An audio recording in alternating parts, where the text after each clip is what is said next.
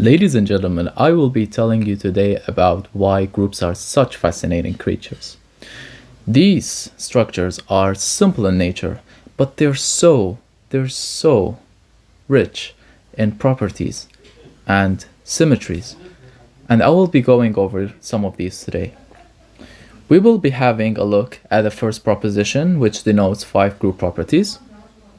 We will go over powers of group elements, where I'll be explaining some important notation that we will adopt moving forward. Later, I will be talking about the cancellation law. It's a very important, very simple, very important law. And lastly, I'll be talking about the order of an element, which will explain why I drew 3 smiley faces with arrows between them. The first smiley face is right side up, followed by a rotation of 180 degrees, and then lastly, back to its original place.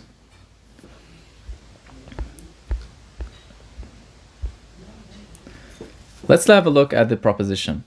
Let G be a group. Then, the identity element is unique, as we've seen in the first lesson, which, by the way, is a playlist of group theory. Please check it out. Secondly, we have that the inverses is unique for any element in the group. Thirdly, we have that the inverse of an inverse turns back the element to itself. Fourthly, we have that the inverse of the operation of 2 elements is the inverses of the elements, but you need to switch the order. Fifthly, we have that if we have a string of elements and we apply the operations between them, then it does not depend on which order I do the operations. In other words, it does not depend on the parentheses or where I put them. So let us prove some of these propositions here. The first one has been already done. It's been done in the first lesson. So I'm going to jump ahead into the second one. So again, I'll be using a similar technique to what I used in the first one. To show that something is unique, it suffices to prove that 2 elements are equal if they have the same property. So let us say that if y1 and y2 are elements of G, which are inverses of x, then I want to show that y1 is always equal to y2, thereby showing that the inverse is unique. So I want to say that y1 is equal to, and now I want to show a string of equalities until I reach y2. But what can I really do with just y1? I'll have to change it up somehow. I'll have to introduce the identity element. That's what I'm going to do. I will use the fact that the identity element does not change any element in the group. So y1 is equal to y1 times the identity element. And now I'll be playing around with the identity element and the definition of inverse to say that it is equal to y1 times x times y2. Because since y2 is an inverse of x, then the identity element is equal to that expression you see, x times y2. Now I'll be using the fact that the groups are associative, so I can change the parentheses wherever I want.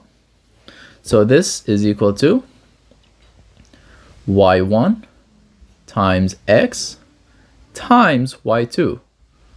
So now I prioritize doing the operation of y1 and x. y1 times x is going to be the identity element by definition of y1. So this is equal to e y2. And again, I will be using the definition of the identity element to say that this is just equal to, you guessed it, y2. Thereby proving that y1, an inverse of x, is equal to y2, another inverse of x.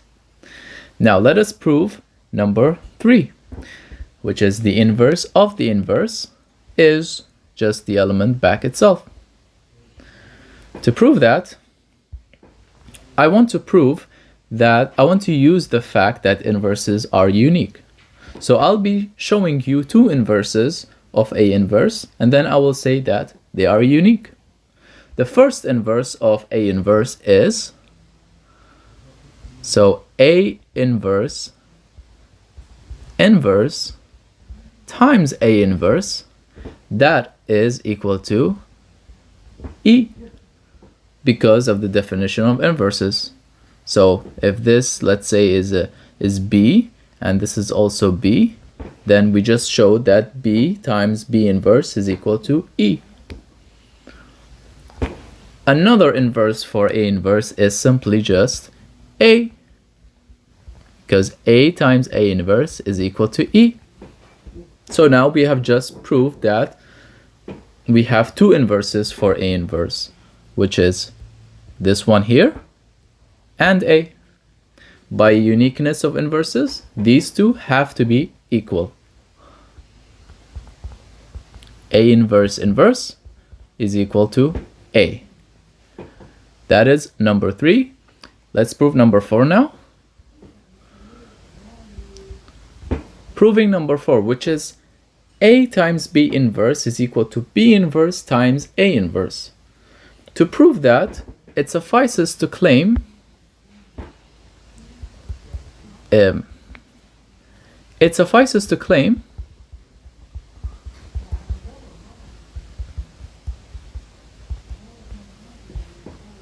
claim what? How do we show that? Well, if we want to show that, we can show that this times A times B is equal to the identity element. And why is that? Because then we would say that the inverse of this is the identity element. Because by definition of inverses, if we show that B inverse times A inverse times A times B is equal to the identity element, then this statement is true. So it suffices to claim that B inverse, well, it suffices to show that B inverse times A inverse times A times B is equal to E. And not only that, we need to show it the other way around, because remember, the group is not strictly commutative. We can't change the order of elements whatever way we want, not necessarily. So we need to show also that A times B times our B inverse times A inverse is also equal to E. So let us show the first one. For the first one, notice that, so I will be writing numbers here, and then I will refer to it as the first one. So the first one here, I will say that B inverse times A inverse times A times B. Again, I will be playing around with the order of operation. I can change the parentheses however way I want. So I can prioritize doing first the elements in the middle, A inverse and A. And A inverse times A, by definition of inverses, is equal to the identity element. B inverse, identity, B. And now I can work with B inverse times E or E times B. I choose to work with B inverse times E. And by definition of the identity, I just say this is equal to B inverse. And we also have B here. And lastly, we again, definition of inverses, this is equal to the identity element. So now we've just proved the first part. The second part is very similar. Notice that A times B times B inverse A inverse.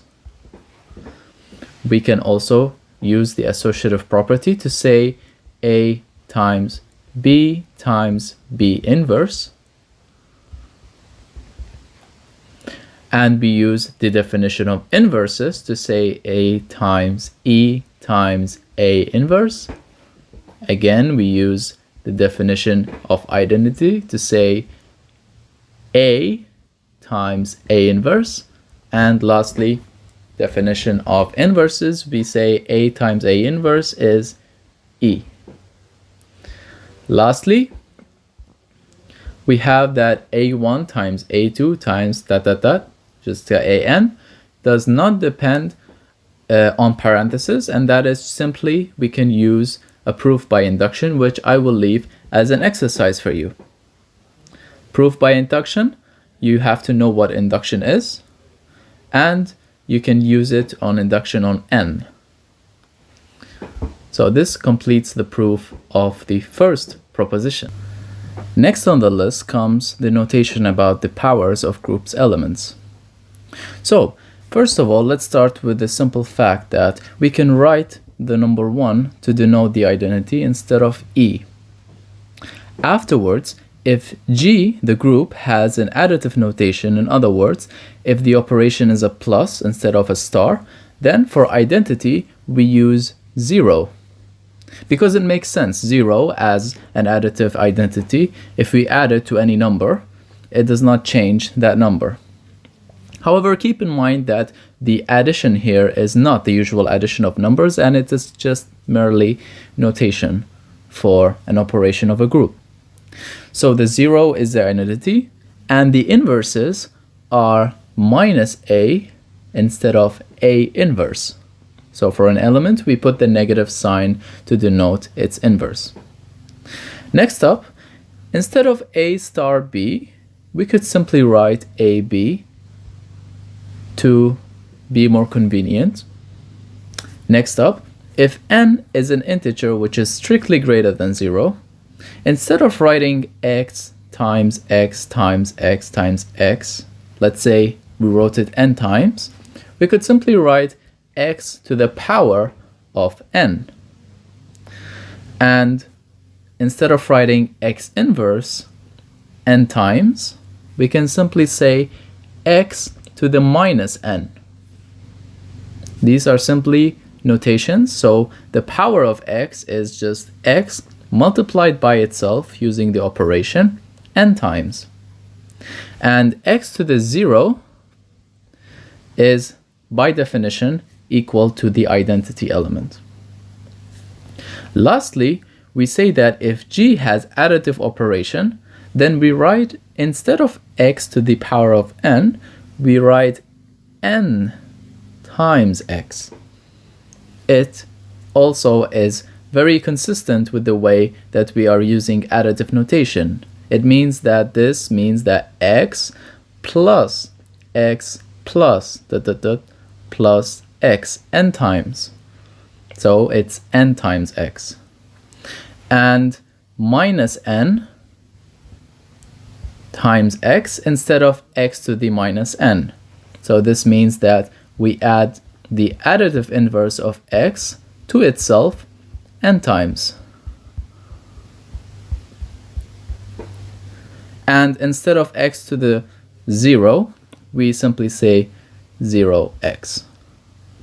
And 0x is equal to, you guessed it, 0, which we already mentioned was the additive identity of the group G. Next on the list comes the cancellation law. The first is the proposition that says if G star is a group and A, B, and C are elements in the group, then if AB is equal to AC, we can simply cancel out the A's and we get B is equal to C. And the second one says that if BA is equal to CA, we can cancel out equally the A's to get B is equal to C. So in other words, we need to take care of both directions because, like we said before, the group is not necessarily a commutative group or an abelian group. So for number 1, all what we need to do is realize that if we have AB is equal to AC, then we can apply the operation of A inverse on both of these elements. So we say A inverse times AB is equal to A inverse times AC. And now notice that if we take A inverse times A and A inverse times A in both sides, then we have that this is equal to E times B is equal to E times C, and E times B is equal to B by definition of identity element, and the same goes for E times C. And that is the proof of the first part. I will leave the proof of the second part as an exercise. It is very similar to the first part.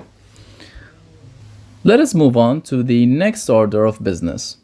No pun intended. The order of an element. So let's move on to the definition. Let G be a group and X be an element in G.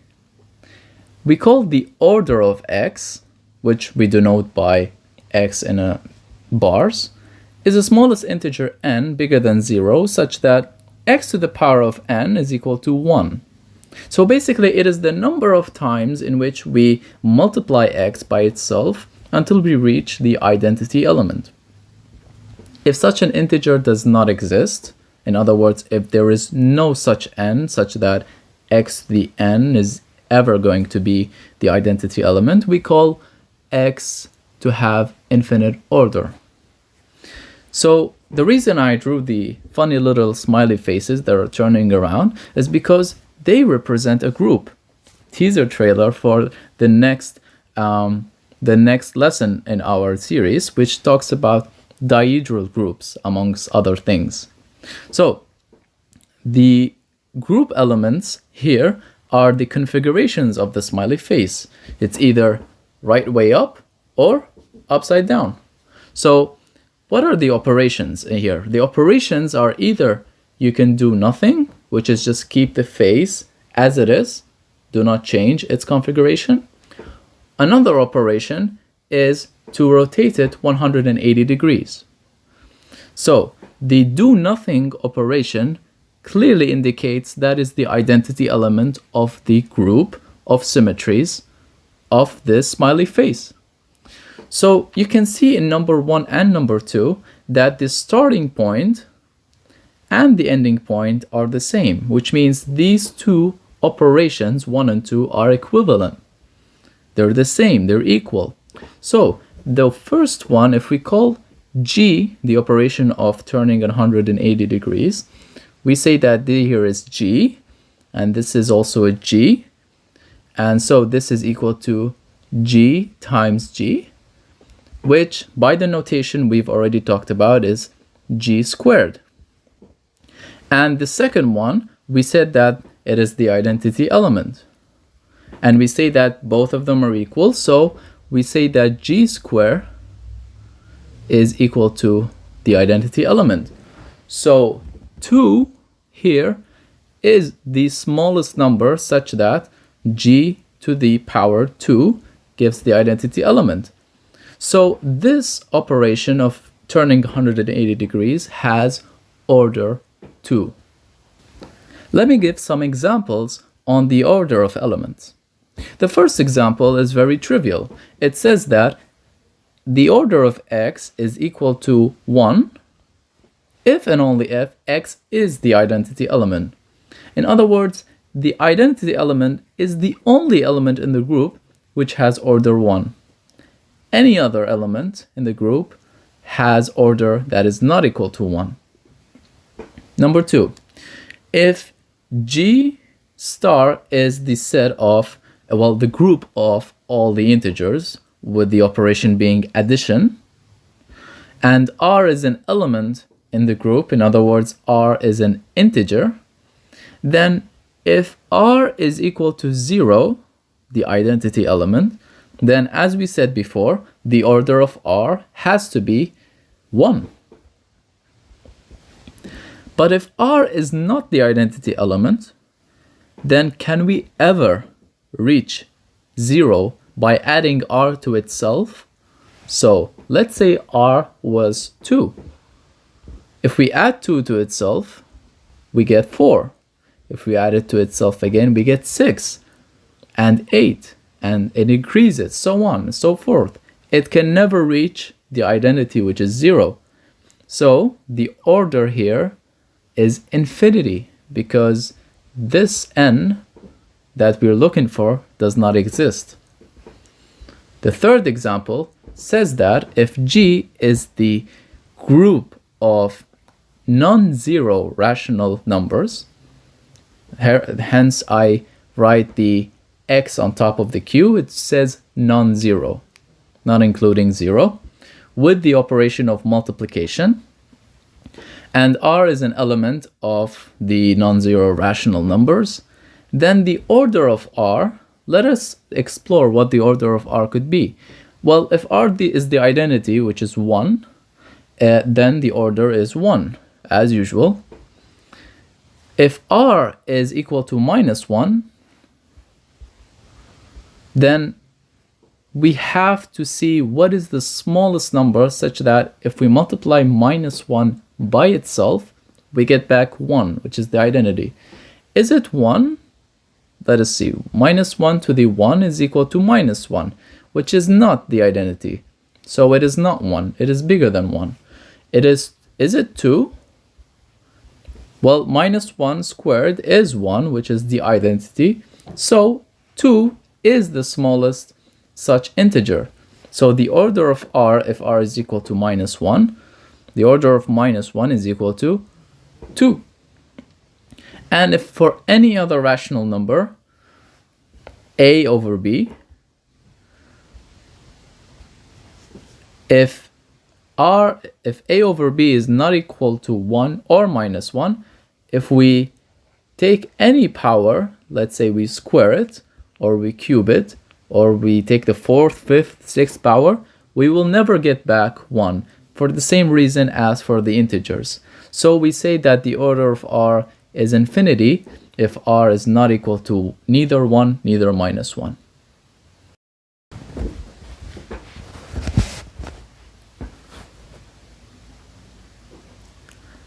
Let us now prove the proposition. Before we get into the proof, I would like to pinpoint something. If the order of b, let's say, is 2, so b squared is 1, then what about b4? Is that equal to 1 also? Well, notice that b4 is equal to b squared squared. And b squared, we know that it is equal to 1. And 1 times itself is equal to 1 as an identity element. What about b6? Is that an identity element? Yes, that is equal to the identity. In fact, all the multiples of the order of the element also serve the property that b to the power of that multiple gives you the identity element. So keep that in mind as we go on to the proof of this proposition. So this proposition works with the order of the equivalence class of a, where a is a number between 1 and n-1. So to do that, we need to look at what numbers are positive numbers, what positive integers are,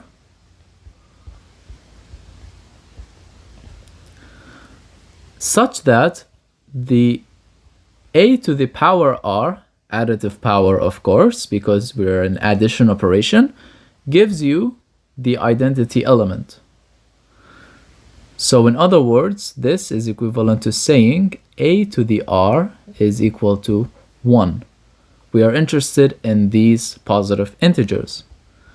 So we need to work with this expression here. Well, this is equivalent to saying that we are looking for the r's such that ra as an equivalence class is equal to 0 bar. And that is equivalent to saying that we are looking for the r's such that n divides ra, because by definition 0 bar means it's a multiple of n. And so we have this divisibility relation. Notice also that a divides ra. It's obvious, no? Because a is there, we can just divide ra by a and we get an integer. So we have these two divisibility relations. So n dividing ra, a dividing ra, giving us that the LCM of an divides RA. So this means that if we divide A, both sides of the divisibility relation, by A, we get that LCM of AN divided by A divides R. So now we have just proved that for any R such that R times A is equal to the identity, we must have that this number here divides R. So this number has to be the smallest one with this property. Now it suffices just now to check that for this number, we have that LCM AN divided by A. If we multiply this number by A, we should also get 0. This is what we are claiming. And if we succeed in claiming this, then we have just proved that this is the smallest positive integer that has the property where if you multiply it by A, you get the identity. So let us do that. So LCM AN over A times A bar. We will use the similar trick as earlier to put the bar on top of both numbers. So we have LCM AN over A times A all bar. And now we can simply cancel out the A's to get LCM AN bar. And LCM AN is a multiple of n, by definition of the least common multiple. And a multiple of n, so we can say this is equal to Kn for some integer k, and this is equal to k bar n bar, and n bar is simply 0 bar in modulo n. And this is equals to k times 0 bar, and this is equal simply to 0 bar. So we have just shown that it does in fact give us 0 when we do A to the power of LCM AN over A. By power, of course, I mean additive power. And now we have shown that that in fact the order of A is equal to LCM AN over A. And if we want to get the second relation, which is n over the GCD of AN, we simply need to use that LCM AN times the GCD of AN is equal to A times N. That is a well-known result in number theory.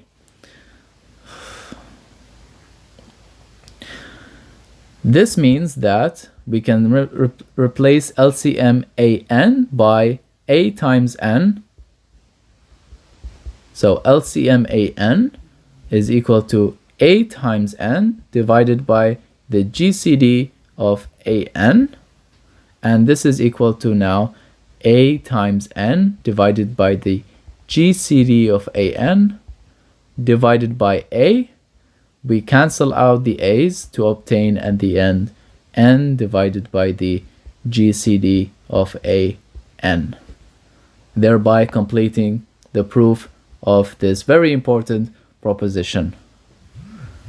Lastly, we will move on to the last proposition here. If the G star is a group and X is in G, then the order of X is equal to the order of the inverse of the X. So to do that, notice that if R is equal to the order of X, then X to the R is equal to 1. If S is the order of X to the minus 1, then What do we have? We have that x to the minus 1 to the power s is equal to 1 by definition of what an order is. So this means that x to the minus s is equal to 1 by the exponent rule. And now we can simply multiply both sides of the equation by x to the s. So we multiply by x to the s, giving us